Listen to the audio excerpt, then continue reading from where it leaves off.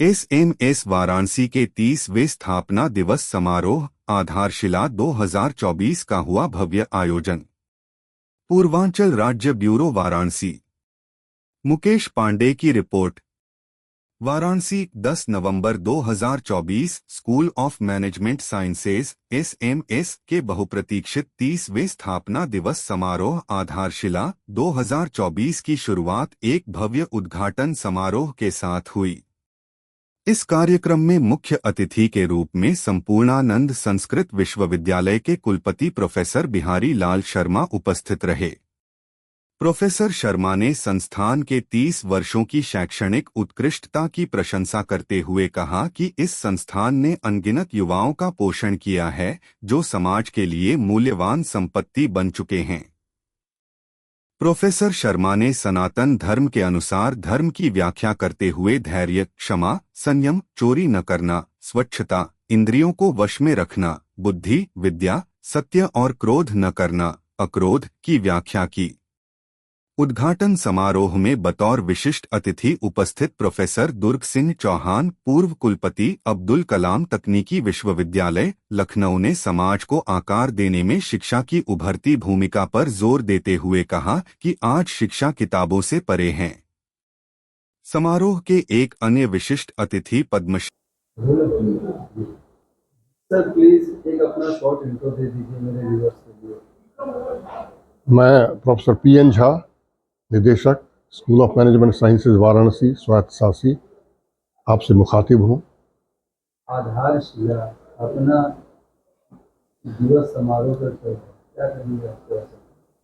इस बार हमारा 30वां आधारशिला समारोह है और जैसा कि अब पहले भी हमने बताया हुआ है, आप जानते हैं, हम अपने सभी जो स्टेक होल्डर्स हमारे हैं, आज उनसे हम विधिवत जुड़ते हैं, एक मौका देते हैं, उनका स्वागत करते हैं। हम लोग साथ साथ बैठते हैं, कार्यक्रम होता है रंगारंग हमारे छात्रों के द्वारा। बाहर से भी जो टेक्निकल कॉलेजेस हैं, मैनेजमेंट कॉलेजेस हैं, वहाँ से टीम आती है स्टूडेंट्स की। इस बार भी 15 से ज़्यादा टीम आई हुई है और यहाँ के जो नामी गिरामी विद्वान लोग होते हैं वो आकर के इस कार्यक्रम का शुभारंभ करते हैं और हम साल भर में जो किया है उसका एक ब्यौरा प्रस्तुत करते हैं सबके सामने। तो आपको ये बताना चाहूँगा कि स्वायत्त शासी होने के बाद हमारा परीक्षा वगैरह खुद अपना आप चल रहा है। हमारे 5 जर्नल्स हैं। इसमें सबसे बड़ी उपलब्धि इस बार हुई है कि हमारा जो पुरुषार्था जर्नल है, जो स्कोपस इंडेक्स्ड है, वो भी हाल ही में Q2 स्टेटस प्राप्त कर चुका है और ये स्टेटस प्राप्त करने वाला इस भूखंड में कोई दूसरा विश्वविद्यालय या संस्थान नहीं है। ये बहुत बड़े गौरव की बात है एसएमएस वाराणसी और उसके जुड़े तमाम स्टेक होल्डर्स के लिए। ये यहाँ पर इस तरह का डेवलपमेंट यहाँ किया गया है। इसके लिए हम अपने सभी शिक्षकों को, छात्रों को, स्टेक होल्डर्स को धन्यवाद देते हैं और उनका सहयोग का हमेशा अपेक्षा करते हैं। निसंदेह रूप से सर विगत 2 दशकों से लगातार छात्रों और अभिभावकों, विद्यार्थियों को डायरेक्ट जोड़े, कुछ ऐसा प्लान आप सोच रहे हैं? अभी जो आपने पढ़ा भी होगा, देखा भी होगा, जो हमारी नई राष्ट्रीय शिक्षा नीति आई है उसमें कुछ बदलाव किए गए हैं। उसमें जैसे पहले ग्रेजुएशन प्रोग्राम 3 साल का होता था, अब वो 4 साल का होने जा रहा है। तो उससे काफ़ी पढ़ाई लिखाई का ढांचा थोड़ा बदलेगा। तो हम चूंकि अब किसी विश्वविद्यालय से बंधे हुए नहीं हैं, हम उसको यथाशीघ्र अपने यहाँ लागू करने के लिए जा रहे हैं ताकि छात्रों को इस सुविधा से और इस अचीवमेंट से वंचित नहीं कर सकें। शिक्षा नीति पर मैं पहले भी कह चुका हूँ कि ये बड़ा ही एक कम्प्रिहेंसिव एजुकेशनल पॉलिसी है और पिछला जो पॉलिसी राजीव गांधी जी के टाइम आया था 1986 में, उसके 34 साल के बाद ये आया है नरेंद्र मोदी जी के टाइम में। तो इसमें सभी तरह के जो पठन पाठन है, खास करके जो कला कौशल है, कौशल का क्षेत्र तो बड़ा ही विकसित है। तो पठन पाठन के साथ, अपने डोमेन नॉलेज के साथ, हम कौशल से भी बच्चों को अवगत कराएंगे, क्योंकि कौशल ही उनको जॉब देने वाला है। सरकारी जॉब या जॉब का संख्या तो सीमित है ना, सबको हम नहीं दे सकते हैं। तो ये कौशल सीख लेने के बाद वो अपने पांव पर खड़ा हो पाएंगे ढंग से। तो यही उद्देश्य है मुख्य रूप से कि उनका सर्वांगीण हम विकास करें।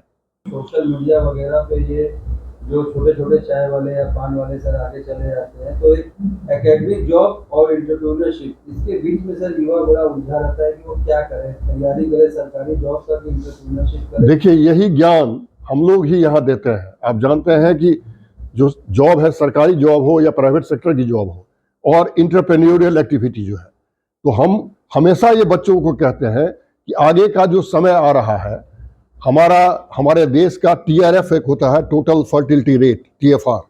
तो TFR जो 50 के दशक में 5.9 था, करीब 6 के आसपास था, यानी कि एवरेज 6 बच्चा हर महिला को हुआ करता था। अब वो आकर के गिर गया है, बहुत कम हो गया है, 2 से नीचे आ गया है।